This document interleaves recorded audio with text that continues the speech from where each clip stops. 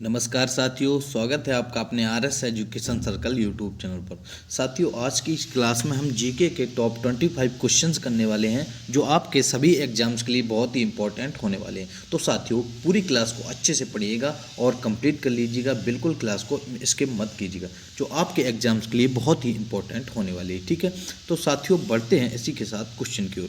अपना पहला क्वेश्चन पूछा गया है, क्यूरी किसकी यूनिट होती है। साथियों, आप लोग बताएंगे जो क्यूरी यूनिट होती है वह किसकी यूनिट होती है। तो यहाँ पर अब साथियों आपका राइट आंसर ऑप्शन ए हो जाएगा, रेडियो धर्मिता की यूनिट क्यूरी होती है। ठीक है, याद रखेंगे, ये ऑप्शन आपका यहाँ पर बिल्कुल करेक्ट हो जाएगा, रेडियो धर्मिता की यूनिट क्यूरी होती है। अगर हम बात करेंगे साथियों कि एक क्यूरी में कितने विक्टन होते हैं, तो साथियों जो एक क्यूरी की अगर हम बात करेंगे तो प्रति सेकंड 3.7 इंटू 10⁻10 विक्टन होते हैं। ठीक है, एग्जाम्स में ये क्वेश्चन साथियों पूछा जाता है कि एक क्यूरी में कितने विक्टन होते हैं, यानी कितने विक्टन होते हैं। ठीक है, तो यहाँ पर 3.7 इंटू 10⁻10 विक्टन होते हैं जो प्रति सेकंड में होते हैं। ठीक है, याद रखेंगे, ये ऑप्शन यहाँ पर आपका बिल्कुल करेक्ट हो जाएगा। क्वेश्चन नंबर साथियों आपका 2 पूछा गया है कि भारत के किस राज्य में सर्वाधिक वर्षा होती है। साथियों, आप लोग बताएंगे भारत के किस राज्य में जो सर्वाधिक वर्षा होती है वह कहाँ पर होती है। ठीक है, तो यहाँ पर साथियों आपका राइट आंसर हो जाएगा मेघालय। ठीक है, याद रखेंगे आप लोग साथियों, पता आपको कि मेघालय में साथियों सबसे ज़्यादा वर्षा होती है, यानी मेघालय के जो मासिन राम स्थान है साथियों, मासिन राम, वहाँ पर सबसे अधिक वर्षा होती है। ठीक है, याद रखेंगे साथियों, यहाँ पर आपका बी ऑप्शन बिल्कुल करेक्ट हो जाएगा, मेघालय राज्य के मासिन राम स्थान पर।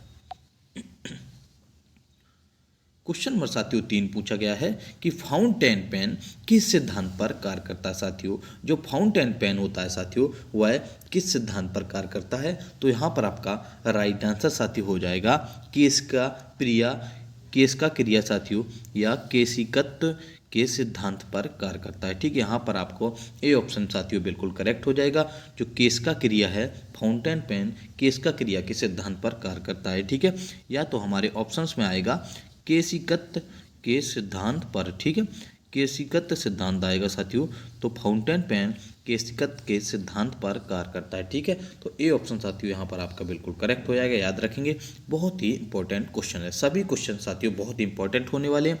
अगर आपको वीडियो पसंद आ रही हो साथियों तो वीडियो को लाइक कीजिएगा। अगर आप चैनल पर पहली बार आए हैं तो चैनल को जरूर सब्सक्राइब कर लीजिएगा। ठीक है, जिससे आने वाले सभी वीडियो का अपडेट आपको मिलता रहे।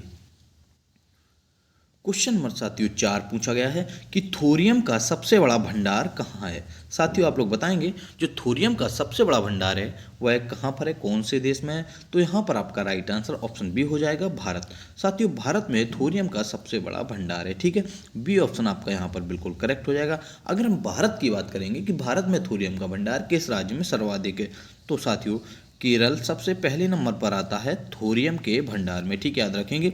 अगर सेकंड नंबर की बात करें साथियों तो राजस्थान आता है साथियों सेकंड नंबर पर। ठीक है, याद रखेंगे, राजस्थान थोरियम के भंडार के मामले में सेकंड नंबर आता है, और जो फर्स्ट नंबर पर आता है वह साथियों केरल आता है। ठीक है, याद रखेंगे, ऑप्शन बी आपका यहाँ पर बिल्कुल करेक्ट हो जाएगा। क्वेश्चन नंबर साथियों 5 पूछा गया है कि फ्रांसीसी क्रांति किस वर्ष हुई थी। साथियों, आप लोग बताएंगे जो फ्रांसीसी क्रांति हुई थी वह किस वर्ष हुई थी, तो यहाँ पर आपका राइट आंसर साथियों ऑप्शन बी हो जाएगा, 1789 ईस्वी में साथियों फ्रांसीसी क्रांति हुई थी। ठीक है, याद रखेंगे साथियों, 1789 ईस्वी में फ्रांसीसी क्रांति हुई थी। बहुत इंपॉर्टेंट क्वेश्चन है, यह कब तक चली थी, तो 1789 से साथियों 1789 से 1799 तक साथियों यह क्रांति चली थी। याद रखेंगे, ठीक है, बहुत ही इंपॉर्टेंट क्वेश्चन। क्वेश्चन नंबर आपका 6 पूछा गया है कि काजीरंगा वन्य जीव अभ्यारण्य किसके लिए प्रसिद्ध है। साथियों, जो काजीरंगा वन्य जीव अभ्यारण्य है वह साथियों एक सींग वाले गैंडों के लिए प्रसिद्ध है। ठीक है, याद रखेंगे, आपका यहाँ पर डी ऑप्शन बिल्कुल करेक्ट हो जाएगा। काजीरंगा जो वन्य जीव अभ्यारण्य है वह एक सींग वाले गैंडों के लिए प्रसिद्ध है, जो कि साथियों असम में स्थित है। यह जो वन्य जीव अभ्यारण्य है साथियों यह असम में स्थित है। ठीक है, क्वेश्चन नंबर 7 पूछा गया है कि भारत में सबसे पुरानी पर्वत प्रणाली कौन सी है साथियों। आपको यहाँ पर 4 ऑप्शंस दिए गए हैं, उनमें आपको बताना है कि भारत की जो सबसे पुरानी पर्वत प्रणाली है या प्राचीन वह कौन सी है। तो यहाँ पर साथियों आपका राइट आंसर हो जाएगा अरावली जो पर्वत प्रणाली है वह भारत की सबसे पुरानी पर्वत प्रणाली है। ठीक है, याद रखेंगे ए ऑप्शन यहाँ पर आपका बिल्कुल करेक्ट हो जाएगा। ठीक है साथियों, जो कब की है 1870 साथियों मिलियन वर्ष प्राचीन है। ठीक है, याद रखेंगे 1870 मिलियन वर्ष प्राचीन साथियों यह पर्वत प्रणाली है। ठीक है, याद रखेंगे।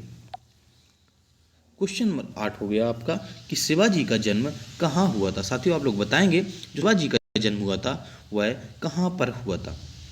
तो यहाँ पर आपका राइट आंसर साथियों हो जाएगा सिवनेर के दुर्ग में हुआ था। ठीक है, याद रखेंगे सिवनेर के दुर्ग में हुआ था और रायगढ़ में हुआ था और पुणे में भी हुआ था, लेकिन यहाँ पर आपका बिल्कुल जो करेक्ट आंसर होगा वह होगा सिवनेर के दुर्ग में हुआ था। ठीक है, आपका यहाँ पर डी ऑप्शन साथियों बिल्कुल करेक्ट हो जाएगा।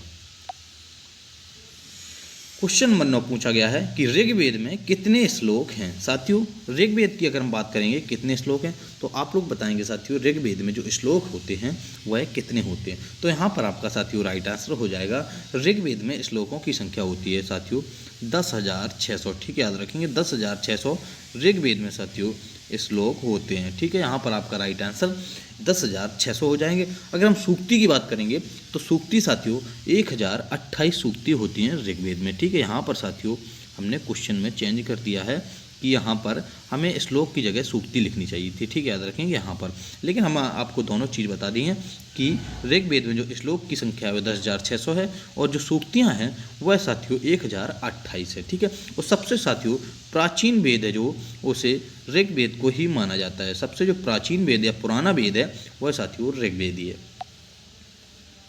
क्वेश्चन नंबर आपका 10 पूछा गया है कि स्वराज्य पार्टी की स्थापना किसने की थी। साथियों स्वराज्य पार्टी की स्थापना की थी वह चित्तरंजन दास व मोतीलाल नेहरू ने की थी। ठीक है, याद रखेंगे। इनके साथ साथियों और अन्य भी शामिल थे, लेकिन इन्हें मुख्य क्यों माना जाता है साथियों, क्योंकि चित्तरंजन दास जो थे वह उन्हें स्वराज पार्टी का अध्यक्ष बनाया गया था साथियों, और मोतीलाल नेहरू को स्वराज पार्टी का साथियों सचिव बनाया गया था। याद रखेंगे, तभी इन्हें माना जाता है कि स्वराज पार्टी की जो स्थापना की थी जो मुख्य थे वह चित्तरंजन दास और मोतीलाल नेहरू आपका राइट आंसर हो जाएगा। ठीक है, कभी कभी हमारे साथियों ऑप्शंस में मात्र एक नाम दिया जाता है, या तो चित्तरंजन दास दिया जाएगा या तो मोतीलाल नेहरू, तो आपको वही एक नाम करेक्ट किया जाएगा। ठीक है, यहाँ पर आपका साथियों डी ऑप्शन बिल्कुल करेक्ट हो जाएगा। क्वेश्चन नंबर 11 पूछा गया है कि तराइन का पहला युद्ध किस वर्ष हुआ था। साथियों आप लोग बताएंगे जो तराइन का पहला युद्ध हुआ था वह 1191 ईस्वी में हुआ था। याद रखेंगे साथियों, यहाँ पर आपका ये ऑप्शन बिल्कुल करेक्ट हो जाएगा। 1191 ईस्वी साथियों तराइन का प्रथम युद्ध हुआ था। ठीक है, अब बात करेंगे साथियों जो तराइन का प्रथम युद्ध हुआ था वह मोहम्मद गौरी साथियों और पृथ्वीराज चौहान के मध्य हुआ था। ठीक है, याद रखेंगे मोहम्मद गौरी वर्सेस पृथ्वीराज चौहान के मध्य तराइन का प्रथम युद्ध हुआ था जो 1191 ईस्वी में हुआ था। क्वेश्चन नंबर साथियों 12 है कि दिल्ली सल्तनत के किस राजा ने राजधानी को दिल्ली से दौलताबाद स्थानांतरित किया था। साथियों दिल्ली का कौन सा सुल्तान था जिसने दिल्ली राजधानी से दौलताबाद कर दी थी। मोहम्मद बिन तुगलक ने साथियों दिल्ली के राजधानी को चेंज करके दौलताबाद कर दिया गया था। ठीक है, याद रखेंगे यहाँ पर आपका डी ऑप्शन साथियों बिल्कुल करेक्ट हो जाएगा, मोहम्मद बिन तुगलक ने। क्वेश्चन नंबर 13 पूछा गया है कि हवा की गति साथियों किस उपकरण से मापी जाती है। साथियों बहुत ही इंटरेस्टिंग क्वेश्चन है कि हवा की जो गति होती है वह किस उपकरण से मापी जाती है। इंपॉर्टेंट क्वेश्चन है साथियों, यहाँ पर आपका राइट आंसर हो जाएगा एनीमोमीटर द्वारा मापी जाती है। ठीक है, याद रखेंगे ए ऑप्शन यहाँ पर आपका बिल्कुल करेक्ट हो जाएगा। एनीमोमीटर द्वारा साथियों हवा की गति मापी जाती है।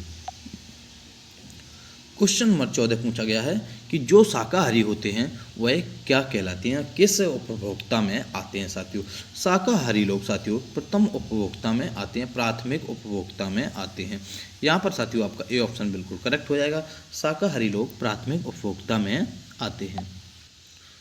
क्वेश्चन नंबर 15 पूछा गया है कि इंडिया विंस फ्रीडम पुस्तक किसने लिखी थी। साथियों जो इंडिया विंस फ्रीडम पुस्तक है वह साथियों किसने लिखी थी, अबुल कलाम आज़ाद ने। ठीक है, याद रखेंगे मौलाना अबुल कलाम आज़ाद ने साथियों इंडिया विंस फ्रीडम पुस्तक लिखी थी। डी ऑप्शन यहाँ पर आपका बिल्कुल करेक्ट हो जाएगा। क्वेश्चन नंबर साथियों 16 पूछा गया है कि पंपास घास के मैदान कहाँ पाए जाते हैं। साथियों आपको बताना है जो पंपास घास के मैदान पाए जाते हैं वह दक्षिणी अमेरिका महाद्वीप में पाए जाते हैं। ठीक है, याद रखेंगे। यहाँ पर साथियों आपका सी ऑप्शन बिल्कुल करेक्ट हो जाएगा। दक्षिणी अमेरिका महाद्वीप में पंपास घास के मैदान पाए जाते हैं। क्वेश्चन नंबर 17 पूछा गया है कि सल्फर किसमें आसानी से घुलनशील है। साथियों सल्फर जो गैस है वह किसमें से आसानी से घुलनशील है, तो यहाँ पर आपका साथियों राइट आंसर हो जाएगा कार्बन डाइसल्फाइड। माफ़ कीजिएगा साथियों, यहाँ पर कार्बन डाइऑक्साइड लिख गया है, लेकिन यहाँ पर आपको करना है कार्बन डाइसल्फाइड। ठीक है, जो सल्फर गैस है साथियों वह कार्बन डाइसल्फाइड में आसानी से घुलनशील है। ठीक है, सी ऑप्शन साथियों यहाँ पर आपका बिल्कुल करेक्ट हो जाएगा। क्वेश्चन नंबर 18 पूछा गया है कि भारतीय संविधान में अनुच्छेद 36 से 51 किस रूप में जाना जाता है। साथियों जो भारतीय संविधान में अनुच्छेद 36 से 51 जाना जाता है वह राज्य के नीति निर्देशक तत्व के रूप में जाना जाता है। सी ऑप्शन साथियों यहाँ पर आपका बिल्कुल करेक्ट हो जाएगा। राज्य के नीति निर्देशक तत्व 36 से 51 में। ठीक है, क्वेश्चन नंबर 19 पूछा गया है कि उच्च न्यायालय के न्यायाधीश के किसके द्वारा नियुक्त किए जाते हैं। ठीक है, याद रखेंगे जो उच्च न्यायालय के साथियों न्यायाधीश होते हैं वह राष्ट्रपति के द्वारा नियुक्त किए जाते हैं। याद रखेंगे, यहाँ पर साथियों आपका बी ऑप्शन बिल्कुल करेक्ट हो जाएगा। ठीक है, याद रखेंगे राष्ट्रपति के द्वारा नियुक्त किए जाते हैं।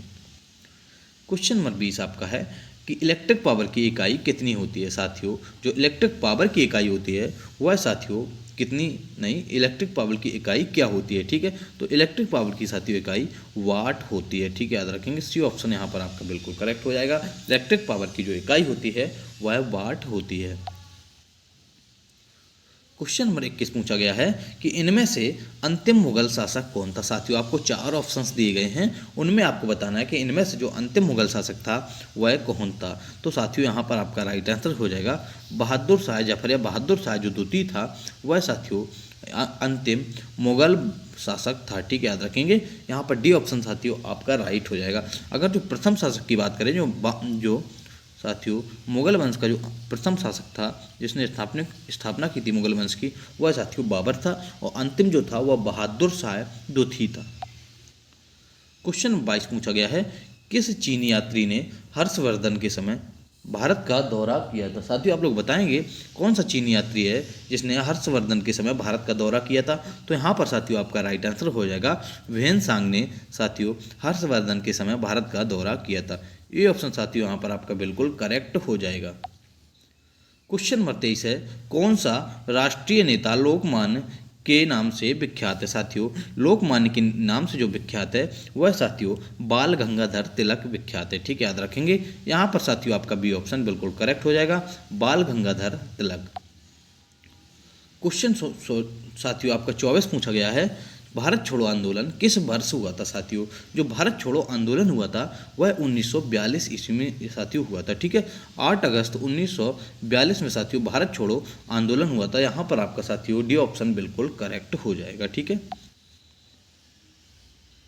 क्वेश्चन नंबर साथियों 25 आपका पूछा गया है कि तीसरा बौद्ध परिषद का आयोजन कहाँ किया गया था। साथियों आप लोग बताएंगे जो तीसरा बौद्ध परिषद का आयोजन किया गया था वह कहाँ किया गया था।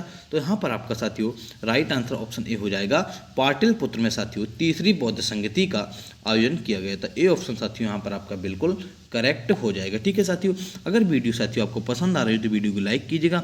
अगर आप चैनल पर पहली बार आए हैं तो चैनल को जरूर सब्सक्राइब कर लीजिएगा साथियों। ठीक है, जिससे आने वाली वीडियो का अपडेट साथियों आपको मिलता रहे। ठीक है, थैंक यू क्लास।